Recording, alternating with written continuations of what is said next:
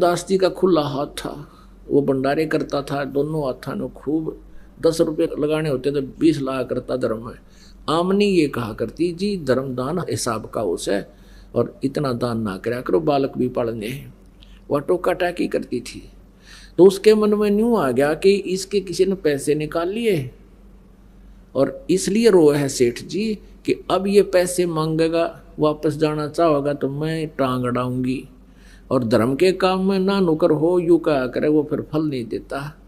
कदे इस दुख में रोता हो तो उस दृष्टिकोण से सांत्वना देती हुई धर्मदास जी से कहती है सेठ जी रो मत, लगता है आपका किसी ने पैसा चुरा लिया, यात्रा का खर्च नहीं रहा, और आपका भगवान ने कितना दे रखा है, आप कितना पैसा ले जाओ और कोई बात नहीं और देगा भगवान, हमने चोर तो चोरी करा करे, उनका तो नाश होया करे, आप और ले जाओ धन में नाटू को नहीं।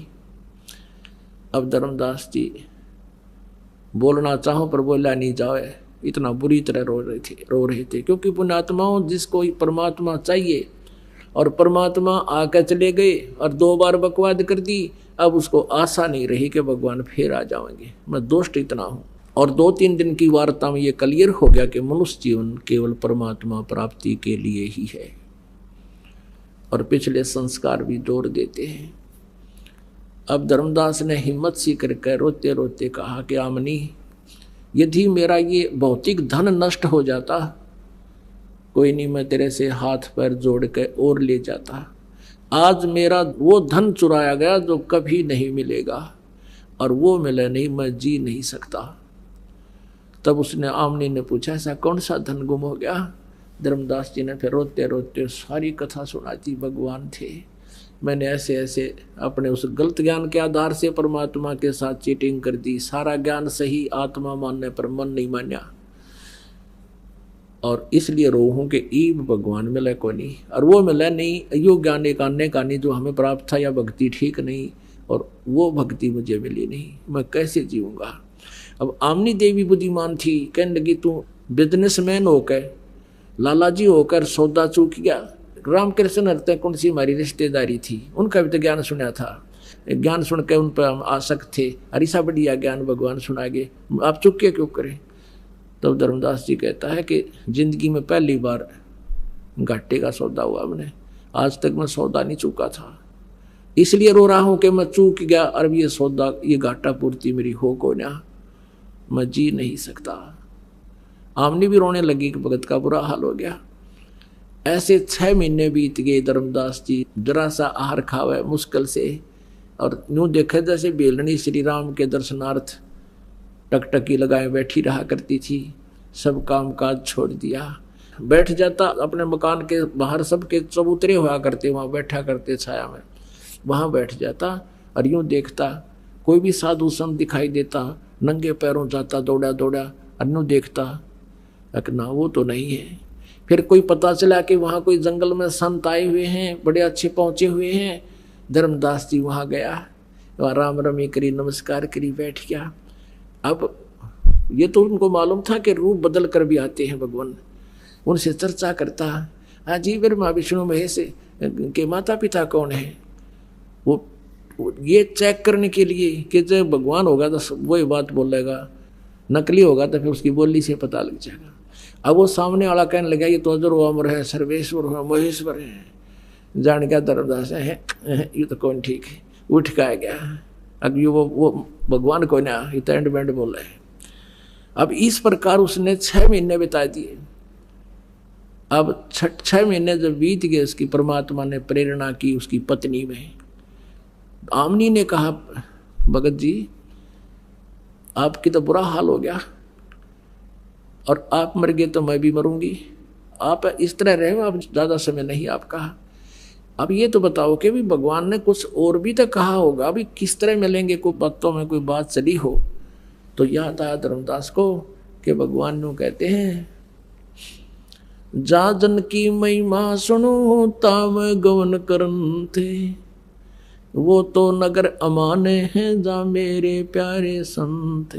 जैसे ऋग्वेद मंडल नंबर 9 सूक्त नंबर 86 के और मंत्र नंबर 26-27 में कहा है कि वो परमात्मा तीसरे धाम में रहता है, वहाँ से चल कर आता है और भगत की आध्यात्मिक यज्ञों में वो बिजली जैसी गति से गतिशील पदार्थ की तरह चलकर छिन्न में पहुंच जाता है। अर्थात जहाँ धार्मिक भंडारे होते हैं वहाँ परमात्मा गुप्त रूप में अवश्य विद्यमान रहते हैं, चाहे किसी भगत रूप में हो। न तो यू काड़ आग ला दे कि तो उन्हें ना दे, तो पुण्यात्मा परमात्मा चाहते थे कि इस कलयुग की तीसरी पीढ़ी तक परमात्मा में आस्था बनी रहे और ये भगवान को चाहते रहें, क्योंकि अब ये समय है परमात्मा के पाने और मोक्ष कराने का। यहाँ तक इस भक्ति को खींच कर लाना था मालिक ने। तो धर्मदास कहने लगा, भगवान कहते भाई कि तो धर्म भंडारे होते हैं वहाँ वो अवश्य जाता हूँ मैं सब जगह और ज्ञान सुनाता हूँ वहाँ सबको।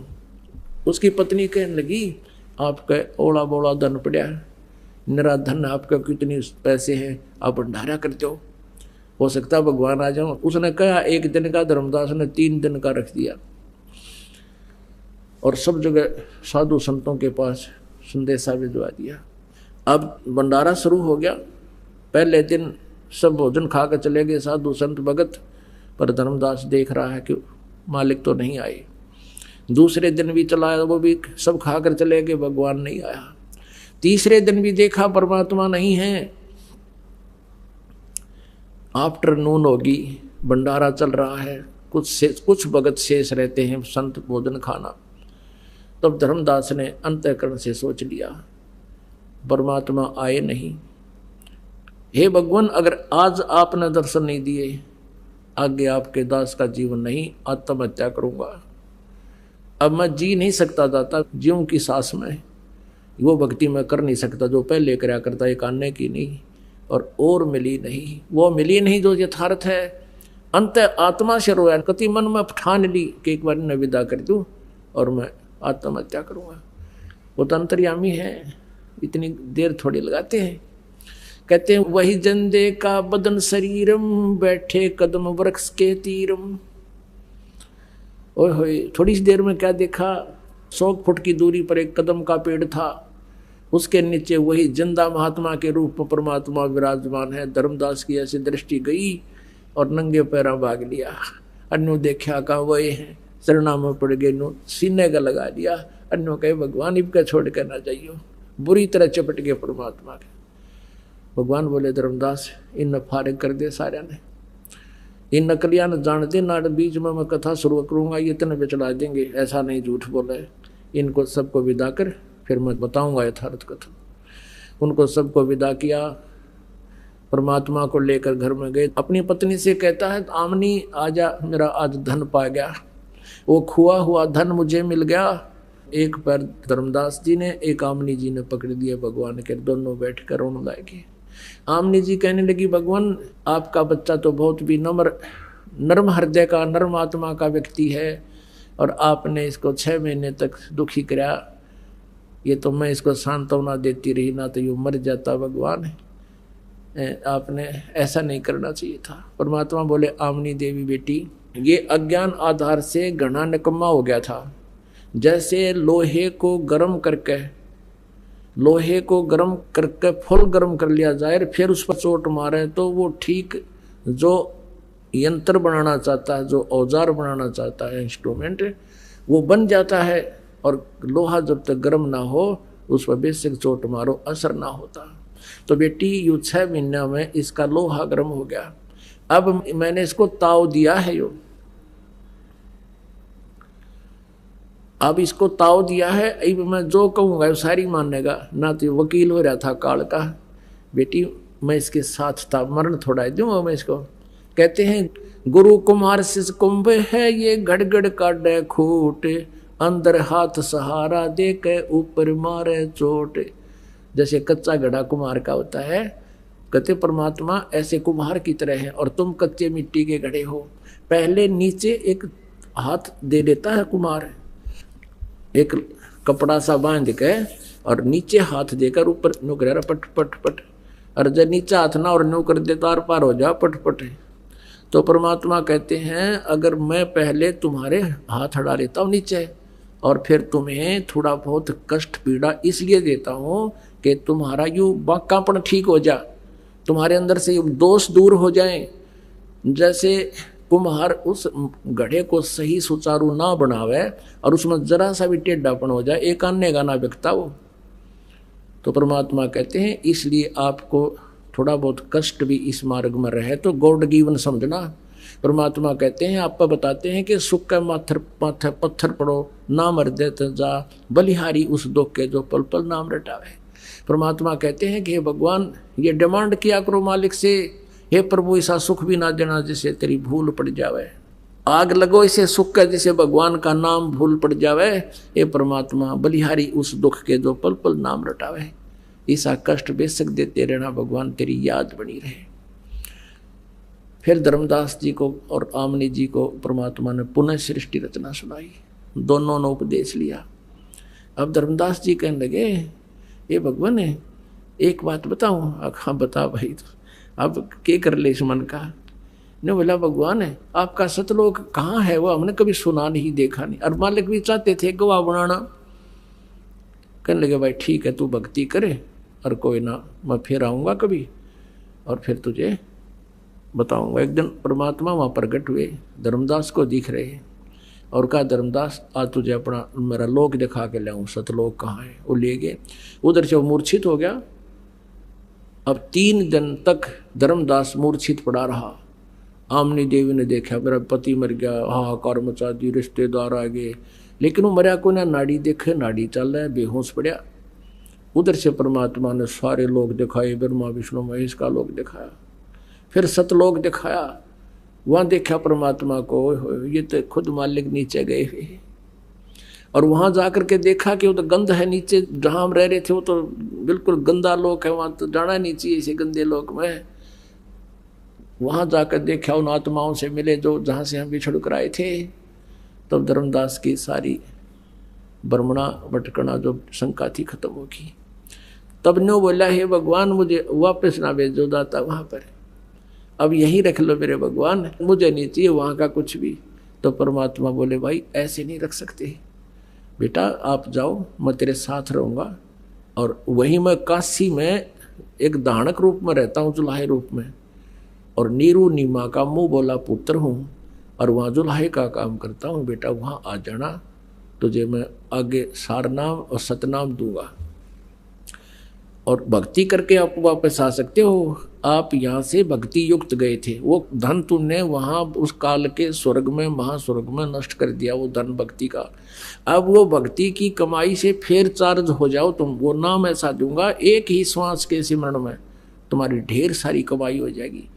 अब कहते हैं सतनाम पालड़ रंग होरी हो, 14 लोक चढ़ावे राम रंग होरी हो, 3 लोक पासंग धरे रंग होरी हो, तो ना तुले तुलाया राम रंग होरी हो।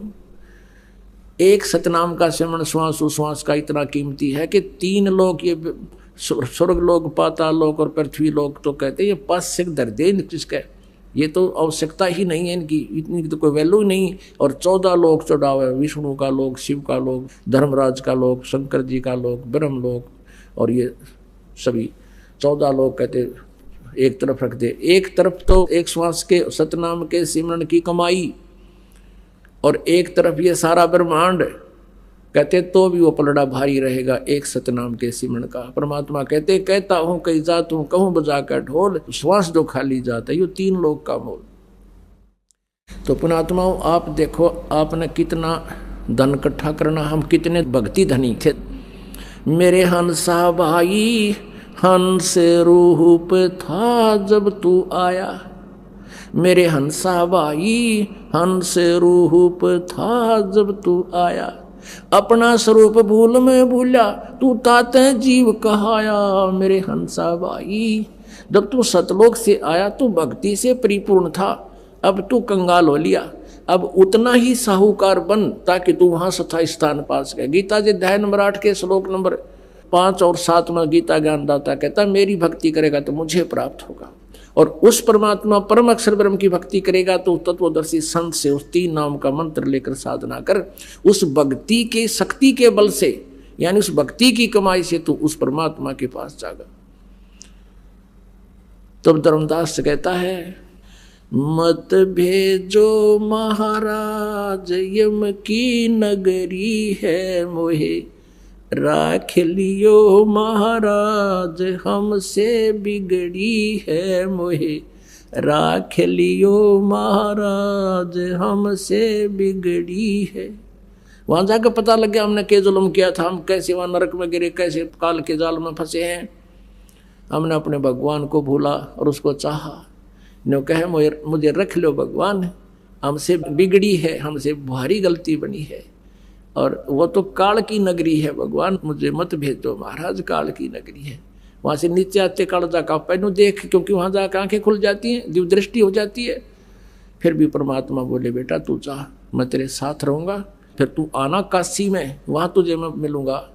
फिर क्या हुआ, 3 दिन तक तो बेहोश पड़ा रहा, हाहाकार मच रही, और फिर एकदम सचेत हो गया और उठते ने बोले भगवान कहाँ गया, परमात्मा कहाँ गए। तब उसने सारी कथा बताई। अब सौपन भी को ना, क्योंकि सारे रोन लाग रहे बैठे बैठे। फिर धर्मदास बोला भगवान आए हुए हैं, बनारस जाऊंगा भगवान को पाऊंगा। तो वहां काशी में गए, भगवान को देखा और खुशी का ठिकाना नहीं रहा। बोलो सतगुरुदेव। परम पिता परमात्मा पूर्ण ब्रह्म, सारी सृष्टि के रचनहार कुल मालिक कबीर देव जी, कबीर साहब, ये हम सब आत्माओं के जनक हैं, हम सब के पिता हैं। हम यहाँ काल के जाल में फंसे हुए हैं, हमें अपने मूल ठिकाने का ज्ञान नहीं। वो परमात्मा हम पर रहम करते हैं, दया करते हैं, अपने सतलोक से चलकर यहाँ इस काल के लोक में आते हैं और हमें अपने मूल स्थान की जानकारी कराते हैं, अपनी महिमा से हमें परिचित कराते हैं। उसी उपलक्ष्य में ये 5 दिवसीय समागम या आश्रम बरवाला में चल रहा है। वो पुण्यात्मा हैं जो इस सत्संग के अंदर पहुंच पाए हैं या इनको ये सत्संग सुनने को उपलब्ध हो रहा है। विश्व में यदि सत्संग है तो ये बरवाला आश्रम में है। बाकी सब उवा बाई का ज्ञान कहते हैं, उनके सत्संग का कोई सिर और पैर नहीं है। केवल भोली आत्माओं को चतुरता के आधार से अपने पीछे लगाए हुए हैं। आपका सौभाग्य है कि आपको यथार्थ ज्ञान और शास्त्र अनुकूल भक्ति विधि प्राप्त हो चुकी है। अब आप जी ने देखना है कि इस मार्ग पर कौन कितनी स्पीड से चल रहा है। रास्ता यही है। इससे पहले हम कुमार्ग पर घूम रहे थे। ये सुपथ है, सुमार्ग है, सत साधना है। इस पे जितना भी जो करेगा, जितना तीव्र गति से इस पर चलेगा, अर्थात ज़्यादा से ज़्यादा सुमन सेवा, दान, भक्ति सेवा करेगा, वो परमात्मा के निकट शीघ्र पहुंच जाएगा। सभी सद्ग्रंथ प्रमाण करते हैं कि कबीर नामक परमेश्वर है, वो सतलोक में रहता है और वहाँ से चलकर वो परमात्मा स्वयं गति करके यहाँ सहशरीर आते हैं, सहशरीर चले जाते हैं।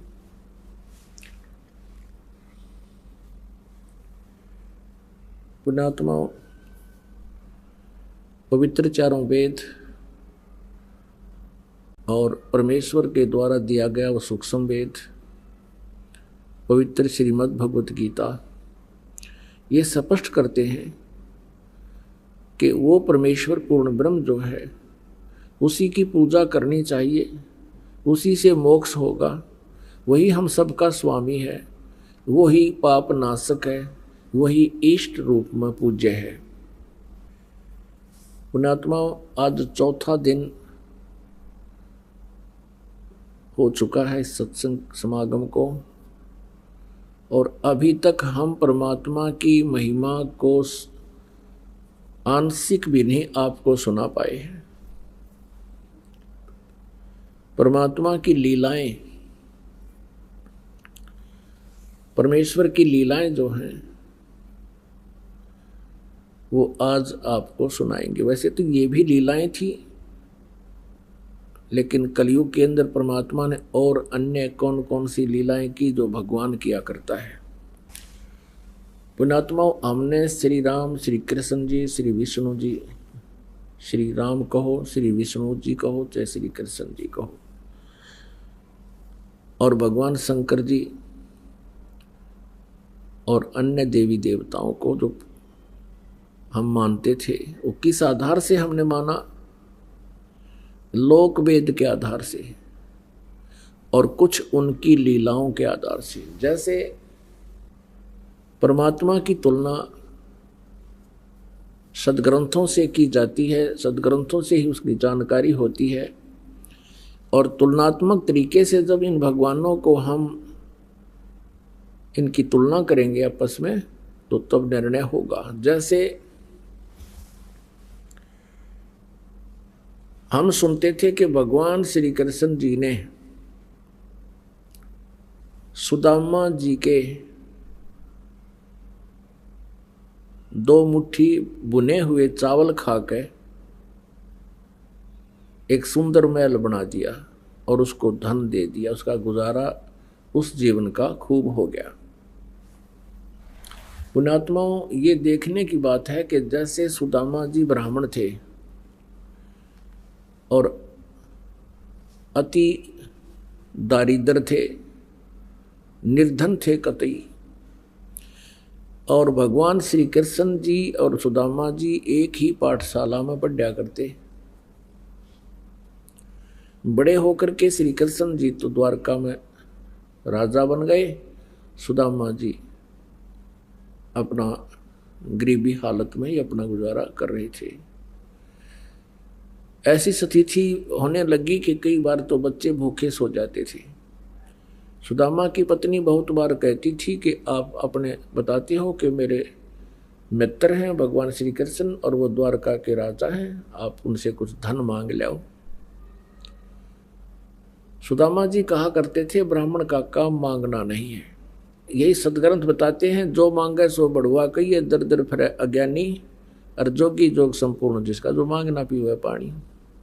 नट पेरना कंदर सासी मांगते हैं बठियारे, और जिनकी लो लागे सतगुरु में वो तो मोती दे उदारे। फिर भी ज्यादा कंपेल कर दिया उसकी पत्नी ने, और वो चल पड़ा, फटे पुराने कपड़े। अब द्वारका में जब पहुंचा श्री कृष्ण जी के पास, श्री कृष्ण जी ने कहा, क्योंकि जैसे जाते थे रिश्तेदारों को जाते, कोई तो बर्फी ले जा, कोई लड्डू ले जाता है, पहले कसार भून के ले जाया करते थे, और कुछ व्यवस्था ठीक होने उसकी पत्नी ने चावल भून के दे दिए थोड़े से। अब श्री कृष्ण जी ने कहा, भी कुछ हमारे लिए लाए हो? उसने वाला कोली पोटली के देखा हुआ। भगवान श्री कृष्ण ने देख लिया और वो आहार किया। श्री कृष्ण जी ने पूछा कि आपकी क्या व्यवस्था है, आप परिवार ठीक है, कुशल है? तो सुदामा जी कहने लगे, भगवान आपकी कृपा से कोई कमी नहीं किसी वस्तु की। अब उधर से श्री कृष्ण जी ने देख लिया फटे पुराने कपड़े, वो जान गए थे गड़बड़ हो रही है सारी, पर यू महान आत्मा है, ये कुछ नहीं कहेगा। उधर से पीछे से श्री कृष्ण जी ने अपना इंजीनियर बुला लिया विश्वकर्मा, और सुदामा जी का महल बनवा दिया वहां पर। 5-7 दिन सुदामा जी को वहीं रखा, अपने मित्र के आप पैर धोए, स्वच्छ का अच्छे कपड़े पहना दिए, और 7वें 8वें दिन वो चलने लगे। जब सुदामा जी कहने लगे, अच्छा मित्र अब मैं चलता हूँ, और अच्छा जाओ। अब रास्ते में आके सुदामा जी का थोड़ा दोष आ गया था कि वह देख लिया मित्र, मेरी स्थिति को वो नहीं देख सके, अब मेरी क्या हालत हो रही है, और मेरे से पूछा है और कुशल है, क्या उसको नहीं दिखाई देता? यानी इतना सा दोष आया था, क्योंकि ये मन बड़ा उस्ताद है। इतने में क्या हुआ कि वो नए कपड़े पहन रहा था, रास्ते में लुटेरों ने सोचा कोई सेठ है, उसके वो कपड़े भी तार लिए, कति एक लंगोटी में छोड़ दिया। इस चल पड़ा वहाँ तो लंगोटी में। और फिर कोसरा श्री कृष्ण जी ने देखा मित्र, और मेरे तो पूछा नहीं और कुशल है, मेरी कुशल तो वह सामने दिखाई थी उसने। अब कहने का भाव ये है कि ज्यादा विस्तार ना करें, तो वहां जाकर देखा तो अपनी झोंपड़ी के स्थान पर महल को देखकर आश्चर्यचकित रहा।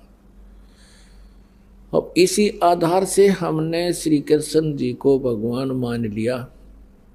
पुण्यात्माओं, इतना सहयोग तो एक मंत्री दे दे अपने मित्र ने, अब कलयुग के मंत्री सहयोग दे सकते हैं।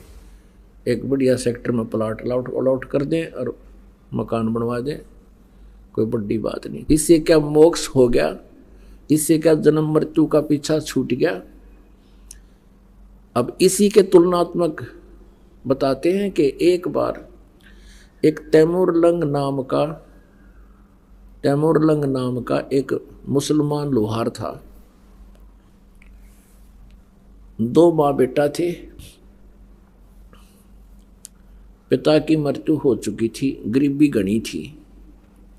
वो क्या करता था कि साहूकार किसानों के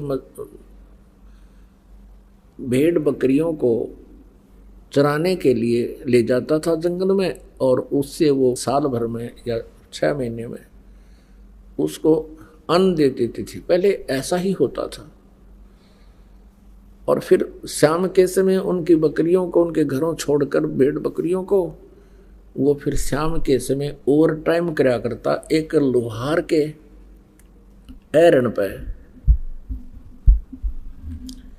एक लोहार के ऐरण पे ऐसे घण मारण की ओवर टाइम सेवा करा करता, वो भी उसको कुछ मेहनताना पार्ट टाइम दे दिया करता।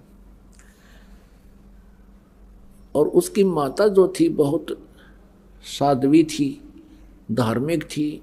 कोई भी अतिथि आ जाता था द्वार पर तो उसको खाना खाए बगैर नहीं जाने देती थी, करबद्ध हो जाती थी, भोजन पाओ।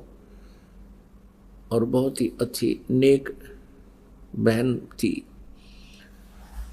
एक दिन क्या हुआ कि तैमूरलंग जंगल में भेड़ बकरियां चरा रहा था।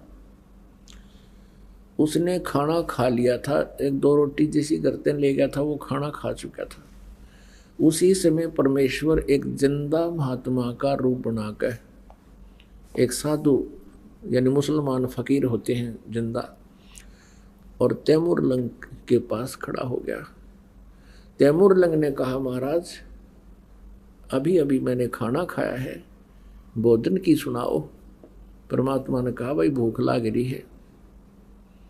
भूख लगी है। कहने लगा, भगवान आप यहाँ बैठो, अभी साथ में गांव है, यही हमारे निकट ही घर है, ये साथ ही, और मैं अभी खाना लेकर आता हूँ। और साथ में ये भी प्रार्थना की कि हे महात्मा जी, इन भेड़ बकरियों को ध्यान रखना, ये गुम ना हो जा, हम बहुत गरीब व्यक्ति हैं, 1-2 बकरी भी गुम होगी तो हमसे इनकी कीमत पूरी नहीं होगी। परमात्मा ने कहा, बेटा मैं खूब रखवाल करूंगा, तू जा। दौड़ा आया, अपनी माँ से कहा, माँ, क्योंकि जैसा बच्चा घर में देखता है वैसी ही भावना उसकी विचार बन जाती है। अपनी माता से कहा कि माता जी, ऐसे एक महापुरुष आए हैं, संत हैं, फकीर, और भोजन चाहते हैं। उसकी माँ ने तुरंत 2 रोटी का आटा था घर में, बस 2 रोटी बनाई, जल का लोटा हाथ में ले लिया। माता ने कहा, बेटा तू बकरी सुन्नी छोड़ कर क्यों आ गया? 1-2 बकरी भी गुम होगी बेटा, हमसे उनकी कीमत पूरी नहीं होगी। तो उसने कहा, माता मैं महात्मा से प्रार्थना करके आया हूँ कि संभाल के रखना।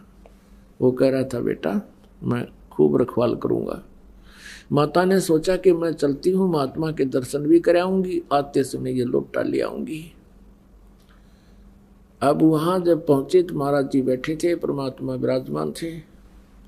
माई ने रोटी रख दी आगे और लोटा जल का रख दिया और कहा, महाराज जी हम घने गरीब हैं, ऐसा आशीर्वाद दो महात्मा, हम हमारे पास कुछ धन हो जा। परमात्मा रोटी खाने लागे। एक रोटी खाई थी दाता ने, इतने में माई ने 6 बार प्रार्थना कर दी, ये भगवान हम घने गरीब हैं, ये परमात्मा हमें कति रोटी भी ना मिलती, कई बार तय कुछ दया बख्शी हो, कुछ आशीर्वाद दियो। खाना खा के और पी के पानी जल मालिक ने वहाँ बेल, या जैसे बकरी बांधन की बेल होया करे, ये भैंस भूस गाय कोई बांधते हैं लोहे की, और बकरियां की होती है पतली पतली सी, बिल्कुल पतले तारों की बेल बनी होती है। वह बेल उठाई, वह चैन, और उसको 4 बार मोड़ लिया, इतनी रहेगी वह, और खड़ा होकर उसके पुत्र के, उस तैमूर लंग का परमात्मा ने पीठ में न्यू करके 7 1 2 3 7 मारी, और फिर 2 मारी, फिर मारी लात और मुक्के। माई ने सोचा यू महाराज जी तो नाराज हो गया, दिखर क्या यू मेंटल है, बता बे मतलब मेरे बेटे ने पीटने लाग गया। तो माई ने कहा महाराज जी मेरे पुत्र ने कोई गलती कर दी। परमात्मा ने कहा माई तेरे पुत्र को 7 पीढ़ी का राज दे दिया है, तुम्हारे को 7 पीढ़ी का राज बख्श दिया है, ये 7 जो संगल मारी है और फिर लात और मुक्के मारे हैं, उसके बाद तुम्हारा राज्य टुकड़ों में बट जाएगा। पुणात्मा तैमूर लंका पोता था बाबर, और उससे लेकर के औरंगजेब तक 7 पीढ़ी ने दिल्ली का राज कराया, और औरंगजेब के बाद फिर ये इनका राज्य छोटे छोटे टुकड़ों में विभाजित हो गया था। ये तो इतिहास साक्षी है। अपने आत्माओं क्या हुआ, अम्माई ने सोचा ये तो सचमुच कोई वैसे ही कोई पागल सा आदमी है, ये ऐसी बात कह रहा है, तेरी 7 पीढ़ी का राज दे दिया, समय पर टूक नहीं, कोई बात नहीं, शांत होकर आ गई अपने घर पे हमने। अब क्या हुआ कि कुछ दिनों के बाद तैमूर लंग ने क्या देखा कि उसी अक्षेत्र का एक राजा बहुत बदमाशी कराया करता। गांव में जो भी कोई सुंदर लड़की होती युवा, उसको अपने उन नौकरों से, क्योंकि मुखबर होते थे गांव गांव में उनके, वो संकेत कर देता और उसके वह सिपाही ठा लाते। ऐसे ही उसी गांव की एक लड़की, युवा लड़की, खेतों से पशुओं का चारा लिए आ रही थी। तैमूर लंग वहां बकरी भेड़ चरा रहा था। इतने में उस राजा के नौकर एक उसी गांव की उस लड़की को जबरदस्ती करके अपने वाहन में घोड़ों के ऊपर डालना चाह रहे थे। उसने शोर मचा दिया, अरे भाई तैमूर आइए, अरे तैमूर भाई मने बचाइए। अब पाड़ी दौरा तो लठ हो से एक बांध के सिर का कपड़ा और डे का लठ बाज लिया, मट्टा मट सैनिकों के कई गट्टे तोड़ दिए। अब वो कई जने थे तो तैमूर लंग को इतना मार पीट दिया, उसको मृत करके छोड़ कर चले गए। वो परमात्मा का आशीर्वाद था, वो जीवित हो गया और गांव के लोग पहुंचे, उसको घर ले आए, कुछ दिन में स्वस्थ हो गया। अब उसके मन में एक कल्पना होगी, ए भगवान मैं राजा बनूं और इस अन्यायी राजा का बक्कल तारूं, इसने हमारी बहन बेटियों की इज्जत लूट रहा है, और यही तरफ बनेगी उसके। इसी उद्देश्य से उसने क्या किया, सपने में एक दिन परमात्मा वही जिंदा महात्मा तैमूर लंग को दिखाई दिए और कहा, बेटा जिस एरन पर तू पार्ट टाइम काम करता है, थोड़े मारन जाता घण मारने, उस एरन ने मोल ले ले और उसके नीचे एक बहुत बड़ा खजाना दबा हुआ है, हीरे पन्ने जवाहरात सोने की असरफियां, बहुत घना खजाना है।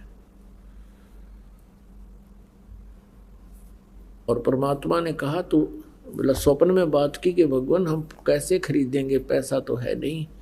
प्रभु ने कहा कि आप उनसे जिक्र करना और उधार पे ले लेना, वो दे देगा।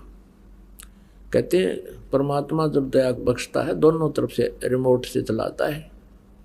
सुबह उठा, अपनी माँ से वो स्वप्न बताया कि माता जी ऐसे ऐसे वही महाराज दिखाई दिए थे और ये कह रहे थे कि तू उस मोल ले ले। अब उसी रात्रि में उसकी माता जी को भी परमात्मा ऐसे दिखे। उसकी माँ ने भी कहा, बेटा मुझे भी स्वप्न थोड़ा थोड़ा याद है, आज भगवान वही संत वो फकीर दिखाई दिए, पर बेटा मैंने वो समझ नहीं सकी, मेरा याद को ना उन्होंने के बात कही थी। तैमूरलंग ने कहा, माँ मेरे सारी बात याद रहेगी।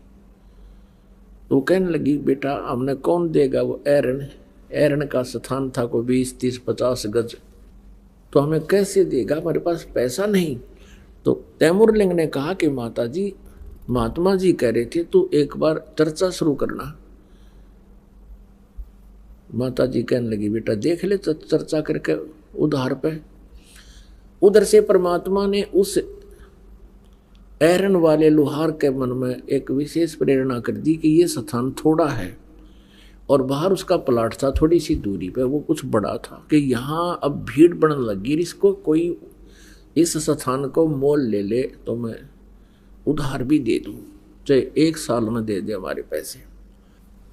अब उसने तैमूरलंग ने जाकर उस लोहार से प्रार्थना की और सब चर्चा की। वो लोहार कहने लगा, भाई इस एरन समेत दे दूंगा तेरे को। अब तैमूरलंग ने यही प्रार्थना की थी, यदि आप एरन समेत मुझे दे दो तो मैं भी अपना गुजारा कर लूं। तो कहने लगा, मैं एरन समेत दे दूंगा, क्योंकि वो एरन पुराना हो गया था, उसने नए लेने की सोच ली। ये सब मालिक की मेहर होती है, जब परमात्मा काम बनाता है वो दोनों तरफ रोल करता है। तो उसने कहा, भी तुम कितने दिन में पैसे दे दोगे? उसने कहा, भी 1 वर्ष में दे देंगे। तैमूरलंग कहने लगा, 1 वर्ष में आपके सारे पैसे दे दूंगा। तो एरन वाले ने कहा कि यदि 1 वर्ष में नहीं दोगे तो क्या होगा? आप पे कहने लगा कि मैं ये एरन वापस ले लूंगा सारा स्थान समेत। तैमूरलंग ने कहा, लिखवा ले बेशक मेरे से, वचन हो गए, ठीक है। उसने 1-2 दिन में वो स्थान खाली कर दिया और परमात्मा ने फिर स्वप्न में उसको दिया कि तू एकदम इस पैसे को व्यय मत करना, किसी को खबर ना लगने देना, धीरे धीरे इसका प्रयोग करना। तो मालिक के संकेत अनुसार उसने पहले उसके चारों तरफ एक मिट्टी की ऊंची सी दीवार बनाई, खोद कर देखा तो वहाँ सचमुच बहुत ज़्यादा असरफी सोना काफ़ी सामान था। अब उसके फिर वह बात याद आ गई है, भगवान में राजा हो बनो और ऐसे निकम्मे राजाओं को मैं फिर सीधा करूं। अब उसने क्या किया, पहले भेड़ बकरियां लाया मोल, थोड़ी सी 20-30, फिर उनको बेच दिया, फिर 50-60 लिया, फिर उनको बेच दिया, फिर ले आया, फिर और बेच दिया। अब आम व्यक्ति ने सोचा, भाई इसका तो भगवान ने हाथ पकड़ दिया और व्यापार में घना वृद्धि होगी। तो धीरे धीरे उसने ऐसा दिखा कि मुझे बिजनेस से बहुत लाभ हो गया। उधर से उसने क्या किया, अपने नगर के और आसपास के गांव के युवाओं से कहा कि भी ऐसे ऐसे हमारी बहन बेटियों के साथ बेइज्जती की जाती है और हमारे लिए शर्म की बात है, और मैं चाहता हूं कि मैं राजा बनूं, तुम मेरे सैनिक बनो, और मुझे व्यापार में बहुत धन हाथ लग गया है, तुम्हें प्रति महीना 1 रुपया तनख्वाह दिया करूँगा। आज के तय 50,000 हैं, उस समय के 1 रुपया। तो युवा बच्चों ने स्वीकृति दे दी और कहा, ये बात गुप्त रखना। लोहार था एक कारीगर, जंगल में एरन डाल लिया, आप पर तलवार बनावे, आप पर डाल बनावे, और हजारों की संख्या में बच्चे तैयार कर लिए, उन्हें तलवार चलाना सिखा दिया और घोड़े खरीद लिए। एक दिन उस राजा को सुबह सुबह जाके और चारों तरफ से उसका किला घेर लिया और आवाज़ लगा दी कि या तो समर्पण कर दे, सरेंडर कर दे, नहीं तो बाहर आ जा, युद्ध कर ले।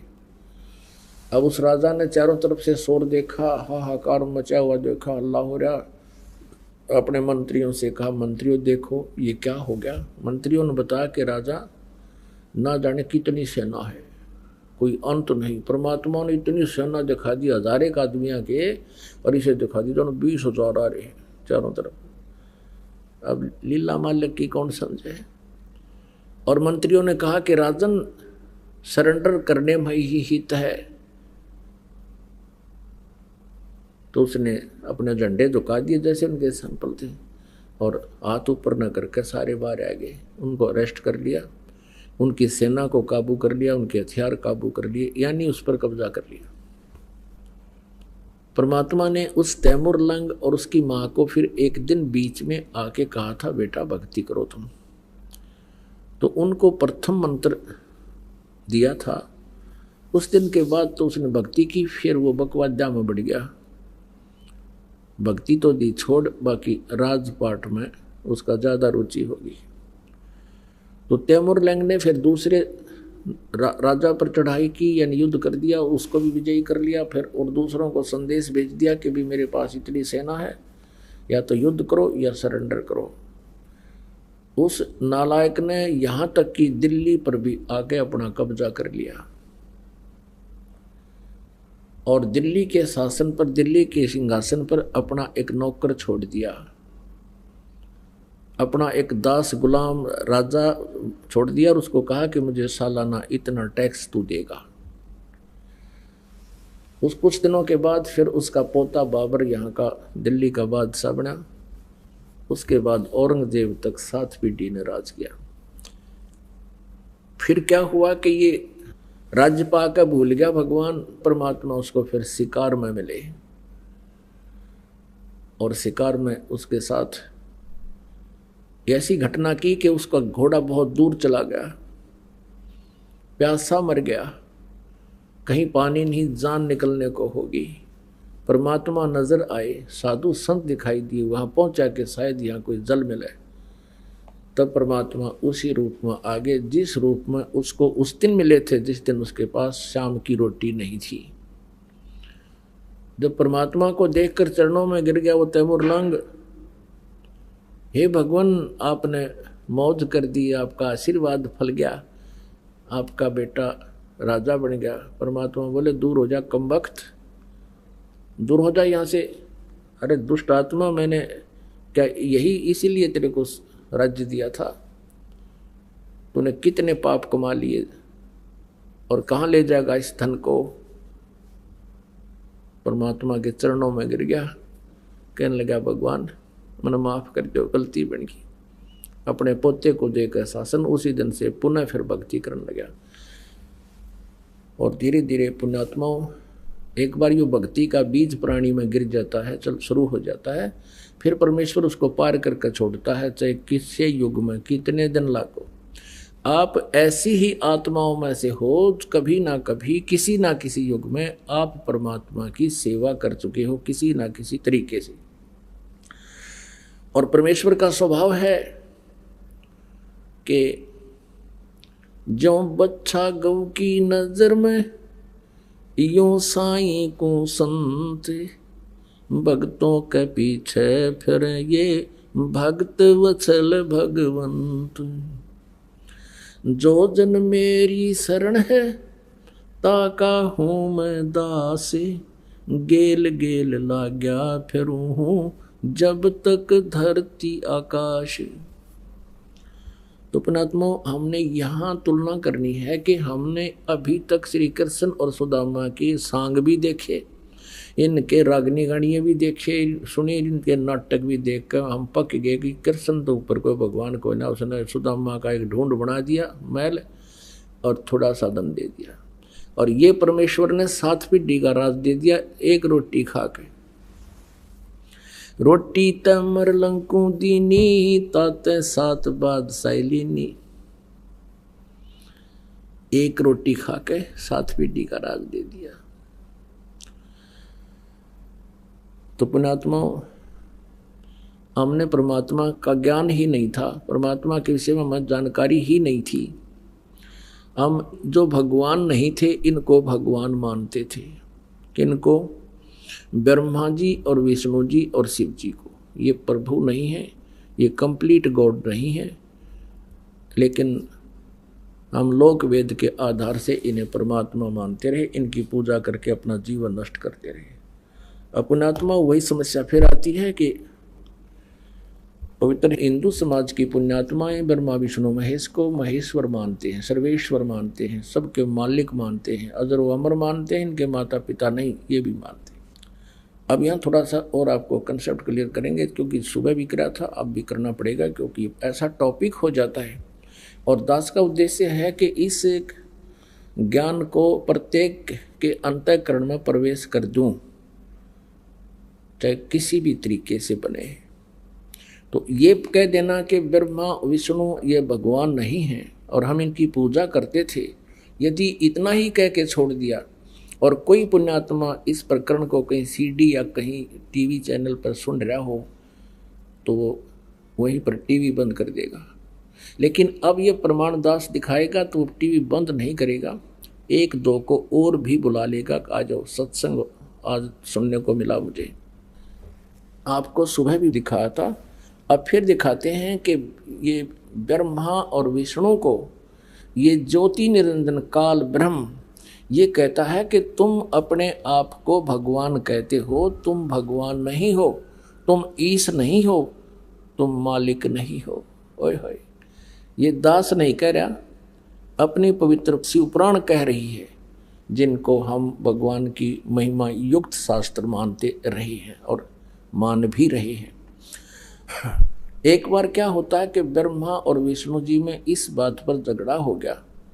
ब्रह्मा जी कहते हैं कि विष्णु, मैं सारी सृष्टि रचने वाला हूँ और तू मेरा पुत्र है और तू मेरा सत्कार कर, मैं तेरे द्वार पर तेरे घर आया हूँ। विष्णु जी कहता है कि मैं तेरा बाप हूँ और तू मेरी नाभि कमल से उत्पन्न हुआ है, तू मुझे कैसे तू बेटा कहता है। इस बात पर दोनों का झगड़ा हो गया। तो ये काल जो है ब्रह्म, ये शिव रूप धारण करके ये सबके समक्ष नहीं आता, ये गुप्त रहता है और अपने कर्म और जन्म को अलौकिक बताता है। वो इस तरह अलौकिक हैं इसके जन्म, ये कर्म, कि ये स्वयं सीधे अपने स्वरूप में किसी को दर्शन नहीं देता, इसने प्रतिज्ञा कर रखी है। तो ब्रह्मा और विष्णु का झगड़ा हो रहा था, भगवान शिव ने बीच में सतम ठोक दिया। एक पिलर बहुत लंबा चौड़ा सफ़ेद यानी चमकदार प्रकाश में स्तंभ, जैसे मूड़ी की तरह लंबा हो और बर्फ की तरह उसका आकार पारे का बन जाए, जैसे इस तरह का। तो वो दोनों का युद्ध समाप्त हो गया। फिर वो ऊपर नीचे उसकी खोज करने लगे। फिर इतने में शिव रूप में वो काल ब्रह्म इनका पिता प्रकट हो गया। अब ये ब्रह्म कहता है ब्रह्मा और विष्णु को कि तुम ईश नहीं हो और तुमने अपने आप को ईश मान लिया, स्वामी मान लिया। ये बहुत ही अद्भुत हो गया, तुम्हारा दिमाग सेंटर लाने में मैं अब यहाँ आया हूँ। अब देखिएगा शिवपुराण हिंदी टीका सहित भाग 1। और ये कहाँ से प्रकाशित है ये देखिएगा, श्री शिव महापुराण। और ये इनके अनुवादक हैं विद्या अवरिधि पंडित जवाहरलाल प्रसाद जी मिश्र कृत हिंदी टीका सहित, और खेमराज श्री कृष्ण दास प्रकाशन बम्बई द्वारा ये मुद्रित है। हम केवल इतना ही दिखाएंगे आपको। ये है शिव पुराण पृष्ठ 17 पे विद्वेश्वर संहिता भाग 1 अध्याय 9। यहाँ क्या कहा कि नंदीकेश्वर बोले, इस प्रकार भगवान ने उन नम्र हुए ब्रह्मा और विष्णु पर अनुग्रह करके उनके युद्ध में जो परस्पर उनकी सेना मारी गई थी उसको अपनी शक्ति से, सबको अपनी शक्ति से जीवा कर उठाया।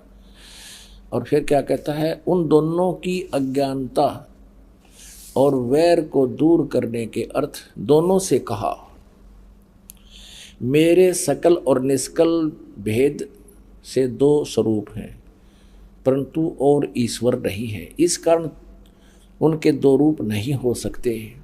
पहला सतम रूप और दूसरा पीछे मूर्तिमान रूप धारण किया। इसमें ब्रह्म रूप निष्कल है यानी निराकार है और ईश रूप सगुण है। इन का मैं इस रूप में आ गई है तो मैं सरगुण हूँ और वो निष्कल था मेरा।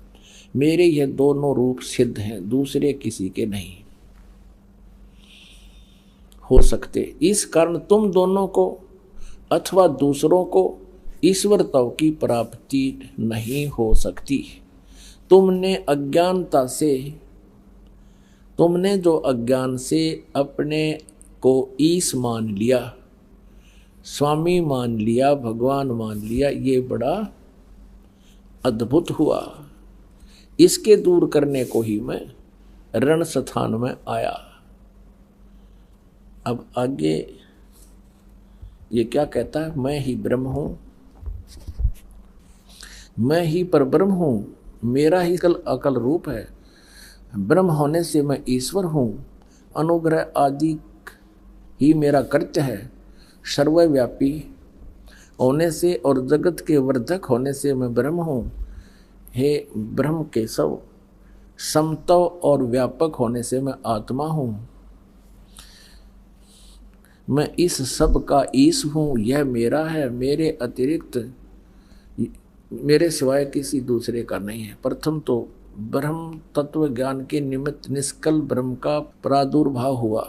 प्रादुर्भाव माने जन्म।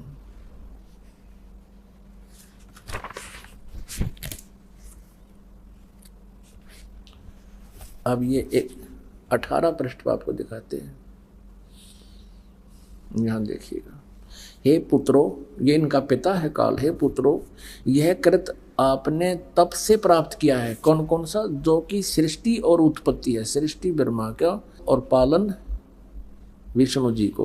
कहती है दोनों कृत पुत्रों मैंने तुम्हें दिया है और मैंने प्रसन्न होकर तुम्हें दिया है।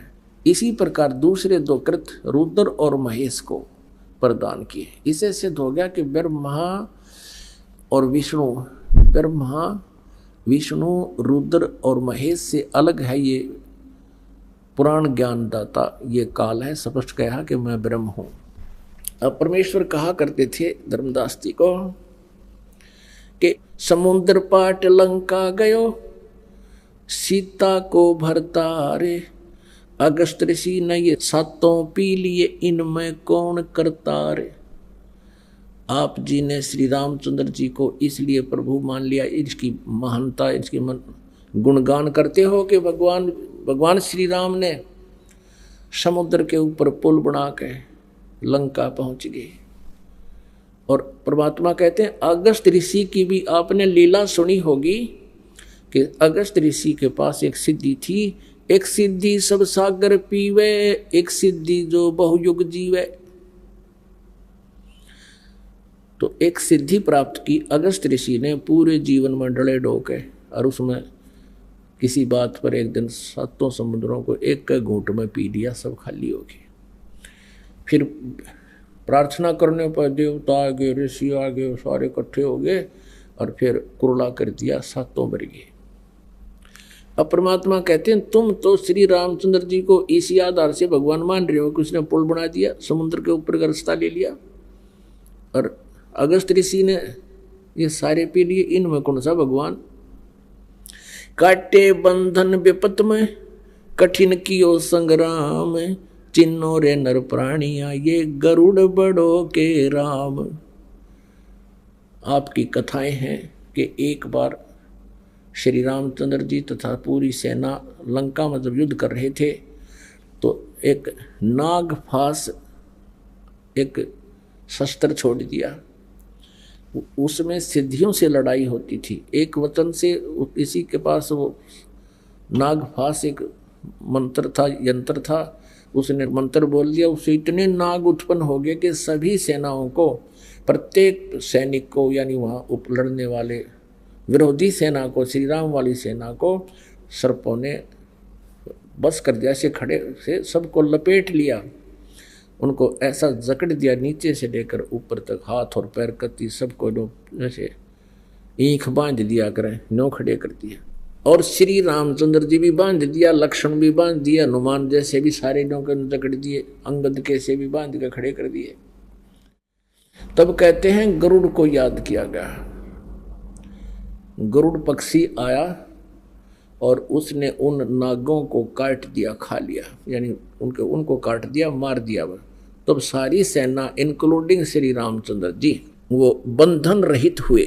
कबीर परमात्मा कहता है, रे बोड़े धर्मदास जी, अब न्यों बता, यो तुम्हारा रामचंद्र जी समर्थ होया या गरुड़ जी समर्थ होया? काटे बंधन विपत में